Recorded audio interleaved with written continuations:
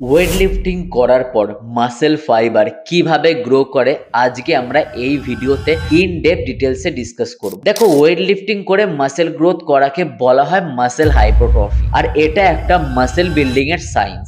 যখন আমরা weight lifting করি তখন আমাদের মাসেল ফাইবারে ছোট ছোট টিয়ার্স হয়, যাকে বলা হয় মাইক্রো টিয়ার্স। এটা একটা কন্ট্রোল ড্যামেজ যা অ্যাকচুয়ালি মাসেল গ্রোথ করতে সাহায্য করে। ওয়ার্কআউটের পর আমরা যখন রেস্ট নিই বাড়িতে গিয়ে, তখন আমাদের এই মাইক্রো টিয়ার্স রিপেয়ার হতে শুরু করে। এই রিপেয়ার প্রসেসে বডি প্রোটিনকে ইউজ করে নিউ মাসেল টিস্যু বানানোর জন্য। বডি নিউ মাসেল টিস্যু এই কারণের জন্য বানায় যাতে মাসেল ফাইবার আগের থেকে বেশি স্ট্রং আর থিক হয়। এটা মাসেল গ্রো করবার একটা ন্যাচারাল প্রসেস। ওয়েট ট্রেনিং করলে আমাদের বডিতে টেস্টোস্টেরন আর গ্রোথ হরমোনের লেভেল বেড়ে যায়। যখন আমরা ওয়ার্কআউট করে এসে রেস্ট নিই, টেস্টোস্টেরন আর গ্রোথ হরমোন মাসেল রিপেয়ার আর গ্রোথ করতে সেই সময় সাহায্য করে, আর এইভাবেই আমাদের মাসেল হাইপোট্রফি অ্যাচিভ হয়। সো মাসেল হাইপোট্রফি করবার জন্য প্রোটিন, কার্বস আর ফ্যাটের একটা ব্যালেন্স ডায়েট খুবই ইম্পর্টেন্ট, কারণ প্রোটিন প্রোভাইড করে অ্যামাইনো অ্যাসিড যেটা মাসেল রিপেয়ার আর গ্রোথ করতে সাহায্য করে। কার্বোহাইড্রেট প্রোভাইড করে